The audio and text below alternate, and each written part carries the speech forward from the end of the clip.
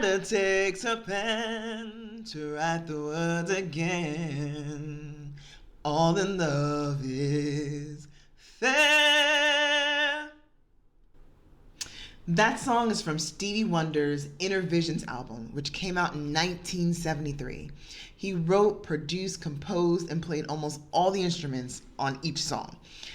I did some Googling and found that some people say this album was his transition from little Stevie Wonder to a more mature artist, as he wrote songs on the album that weren't romantic ballads, but about his views on what was happening in the world at the time. And I think this is my favorite album of his. It has so many of my favorite songs, like Golden Lady. Golden Lady, Golden Lady, I'd like to go there. Take me right away. Living in the city, living just enough for the city. Da da da da da da da da da da. Y'all know that song. Or Jesus, Children of America. You'd better tell your story fast. And if you lie, whoa, it will come to pass. Ugh. And finally, my absolute favorite on this album, not my favorite song by him, but my favorite on this album is Everybody's Got a Thing, but some don't know how to handle it. Always reaching out in vain, just taking the things not worth having. But don't you worry about a thing. Don't you worry about a thing, mama, 'cause I'll be standing on the other side when you check it out. Oh man, I think I might listen to this album after I finish recording this. Okay, now that we have that all established and I got that out of my system, welcome to the episode. Hey there, I'm ChaChana and I'm so happy you are here. So today I want to share with you my love of reading and how that led me to writing. But first, you know what? Let's talk about a little message. I want to include these in each episode before I dive into the readings or the storytelling or anything else. You can always let me know what you think about it, because as I said, I'm open to the format, to the flow, and just doing what feels right, what feels good. And from my previous podcast episodes, you guys really seem to like the messages that I include, so we're just going to make sure we keep doing that. So the message of this episode is to explore. Explore the things that you enjoy. Go back to the things that you did when you were younger, when you allowed yourself to dream, to play, to just have fun. Like, what were those things? For me, it is writing. I have always enjoyed writing. I've always loved reading. I do reading now. I read so many things. I have on Goodreads. I do the reading challenge. As I'm recording this, I read, oh my gosh, I think I'm 8 books I've read for the year of 2024. But I'm hoping to read 2 more to close out the year. But what are the things that you actually enjoy that they don't have they're not tied to what you can make money from? It's just what you enjoy doing, what you have fun doing, what brings you alive. And if you don't know what that is, explore. Try different things. Go candle making, horseback riding, color in a book, play some video games, listen to music, write music, read. Like, find the things that do bring you joy and then immerse yourself in those things. And that is what I am doing for 2025.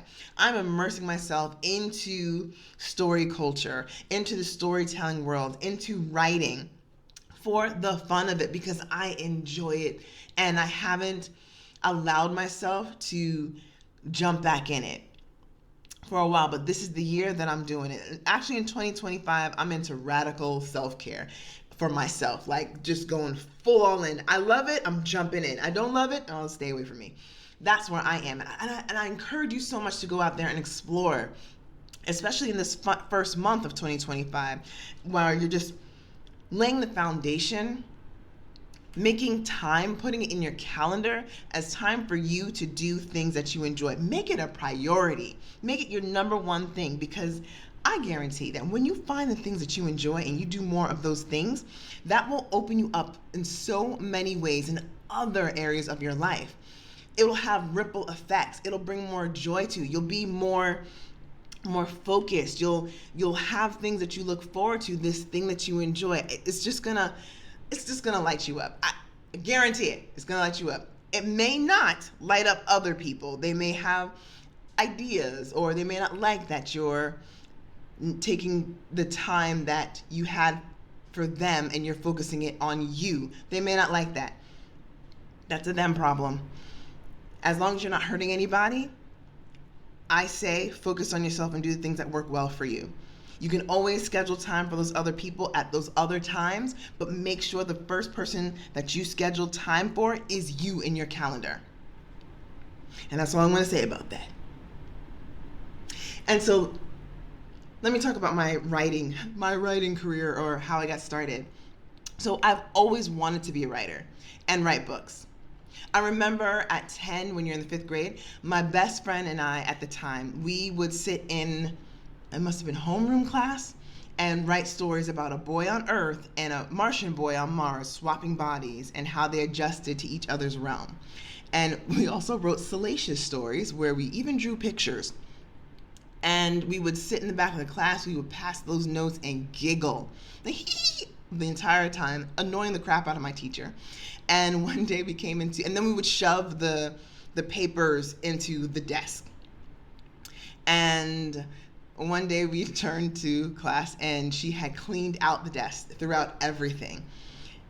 I wish I still had them, but oh well. I feel like that Martian story, I think it might have turned out good. Who knows? We were 10 years old. Who knows what we were writing?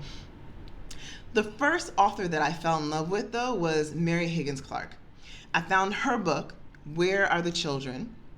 I think that was her first book that she wrote, because she is known as the Queen of Suspense.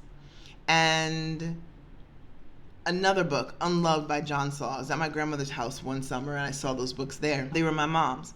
And I read both of them and I was hooked. So I had Clark for murder mystery and I had Saul for suspense and horror. Oh my gosh, this book was so good.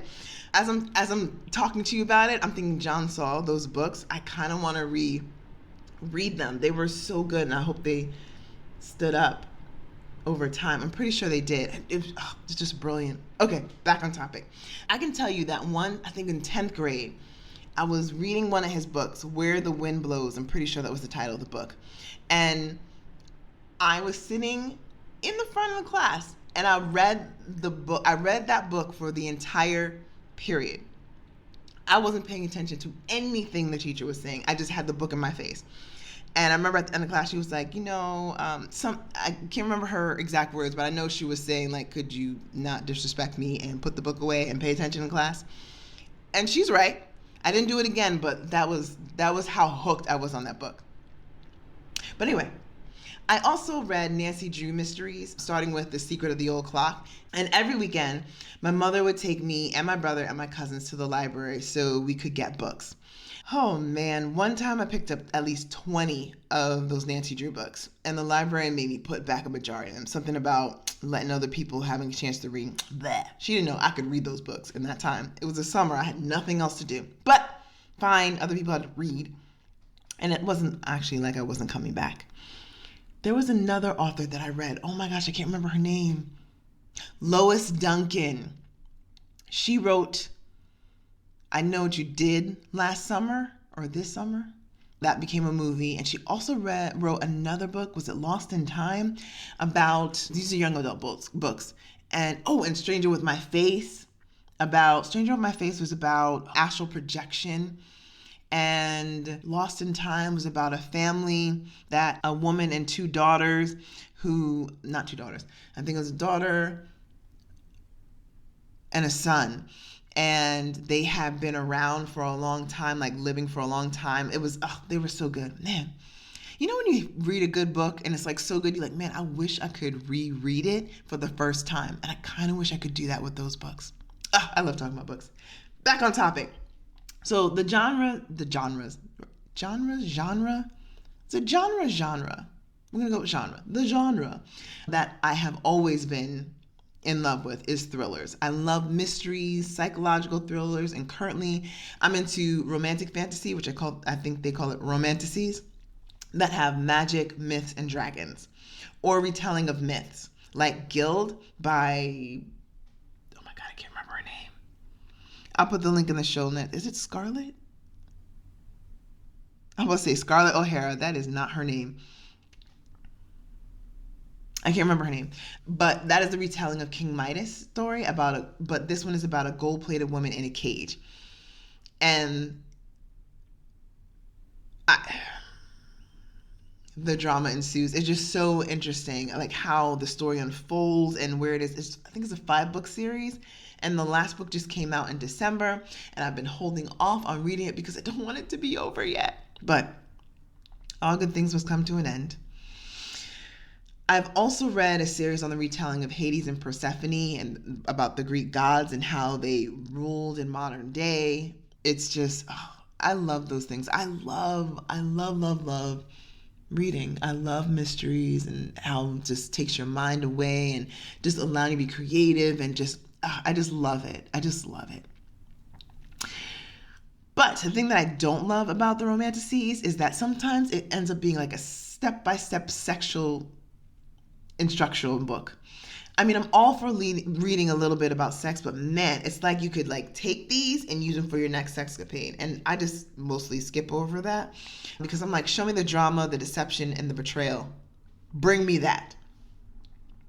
Anyway, Mary Higgins Clark, who passed away. She passed away in 2020. I got a picture with her and her daughter. Her daughter writes books too. And so she got me thinking about writing. And when I was younger, I wrote a story about twin sisters, twin sisters, and one murdered the other to take her place. I think that's a common trope, but I wrote it.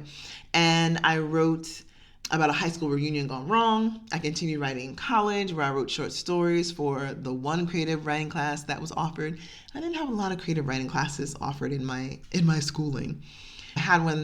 There was one in college and there was one in high school, and that was it. And I've taken some other writing classes since college and always thought I was going to write a book. That was always the thing. I'm going to write a book. And 5 years ago, I wanted to write a book series in an assassin universe. So there are these women who are assassins and they're all interconnected. And I was going to have it where each of them had their own adventure and then they came together.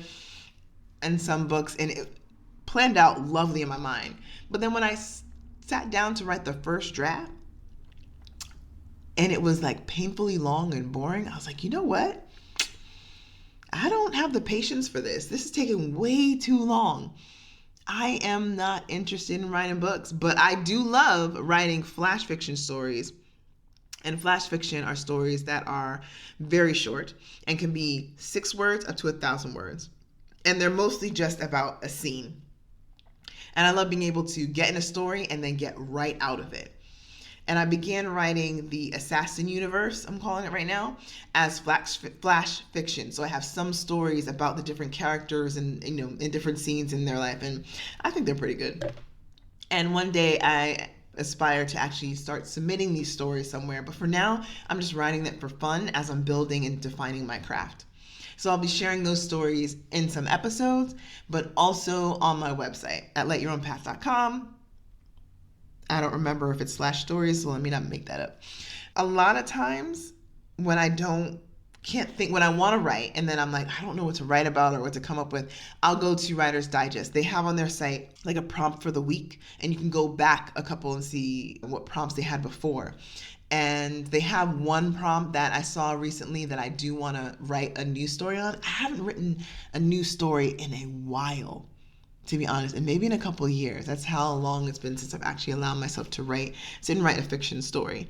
But I do want to write that story in the next month or so, and then I will present it for your listening ears here. But for now, I do want to share a story that I wrote based on a prompt. I wrote this, I don't remember when I wrote this, maybe 2017, around there. So without further ado, I'm going to read to you The Body by ChaChanna Simpson. Her white t-shirt and jeans were covered in various shades of dark brown. "Aren't you a little too old to be rolling around in the dirt?" I asked my best friend when she appeared on my doorstep. Ignoring my attempt at humor, she shoved her stocky frame through my front door into the hallway and turned to face me. She pushed her natural curls away from her face. "Debbie, I don't know what to do. It happened so fast. I just reacted." Crossing my arms, I braced myself, waiting to hear the drama she'd gotten herself into this time, that I was undoubtedly going to end up fixing. This was the nature of our relationship. She'd fly off the handle, screw something up, piss someone off, and I was the voice of reason, the peacemaker who helped mend fences. Over the last 20 years, I'd become her personal therapist, life coach, and fixer. Now that she was standing in the light, those dark stains on closer inspection looked like blood stains. "What happened so fast? Are you okay? Are you bleeding? Where are you hurt?" I searched her up and down to see where the blood was coming from. After a few moments, her body started shaking as she cried. I held her close to me. "Julie, what the hell happened? Where's Kara?" "She's dead." "Who's dead?" She buried her face in my shoulder and began confiding in me how she'd killed her girlfriend, Kara. "She was going to leave me. I couldn't let it happen." I slowly pulled away from her, and she started pacing back and forth, lost in thought. While I digested what she told me, I completely zoned out until she grabbed both my shoulders, shaking me. "What do I do now?" "You're joking, right?" I'd always thought she was a little crazy, like last year when she decided she was Anna Green Gables and could walk the ridgepole on the Lockwood Matthews Mansion Museum. Except she did it blindfolded. She too, like Anne, fell off but broke her leg and got arrested for trespassing. I never dreamed she'd actually hurt someone. "Have you called the police?" "No." "You can explain what happened. It was an accident, right? You can claim self-defense." "No, I can't call them. They'll arrest me." "You have to. What are you going to do? You can't leave her lying on the floor." "She's in the trunk of my car. That's why I'm here. I need your help. We have to bury her." "We?" I put my hands up, releasing myself from her grip, and took a step back from her. "We are not doing anything." Her mouth dropped open as she looked at me like I'd unexpectedly thrown ice cold water in her face. "You're not going to help me?" she asked in disbelief, taking a step towards me. I'm sure she thought I was the type of friend who would help bury a body. We were quickly learning I was not. "I'm sorry, but I can't help you fix this." I leaned against the wall. Burying a body is where I draw the line. "You always help me. You're who I always turn to." "Yes, but I completely would not be able to live with myself. If you want me to go to police with you, I will do that, but I'm not burying a body. Absolutely not." I gripped the door handle, hoping she would take the hint. I wanted her out of my house. "You're going to have to find someone else to help you." I opened the door wider, silently praying she didn't see this as a betrayal, even though it was. "I won't rat you out, but if you get caught and tell anyone we had this conversation, I'm going to flat out deny it." She stood there expressionless, her fist opening and closing, which she did when she was on the brink of having a tantrum. Waves of butterflies released in my stomach. I needed her to get out of my house that exact moment. Slowly, she walked back outside and stood on the porch. "I'm really sorry, Julie." I wished her luck as she went to ask her other best friend, who was definitely crazy enough to help her. Shutting the door, I leaned against it and took a deep breath in and a long, slow breath out. On the other side of the door, I heard a car backfire and jumped in shock. Feeling a slight pain, I placed my hand on my stomach and felt moisture. When I looked down, there was a deep red hole beginning in the middle of my shirt, quickly growing bigger. More pain soon followed. I guess she didn't like that I wasn't going to help her after all. Now she was going to have to call her other best friend to help her bury 2 dead bodies, I thought as I slumped to the floor. But that was no longer my problem. The end. And that, beautiful souls, wraps up our episode. So, what do you think? It's one of the first stories. As I was reading it, I'm like, wow, this could have been so much better. But it is what it is. And I'm just gonna, hey, everyone has to start somewhere, right? So, thank you so much for being here. Please, please, please subscribe to the podcast. This is your time. Share this episode with your friends if you enjoyed it, and please leave a review. On Spotify, you can even leave a voice message and comments if you so desire. And always remember, I do have the What's the Situation. If you ever want to get a different perspective on a situation going on in your life, you can go to lightyourownpath.com/situation. It is anonymous, and I would love to be able to see how I can help. And if I don't know, I might find somebody else who can. So, until next time, find the things that make you happy, whole, and joyful, and do more of that.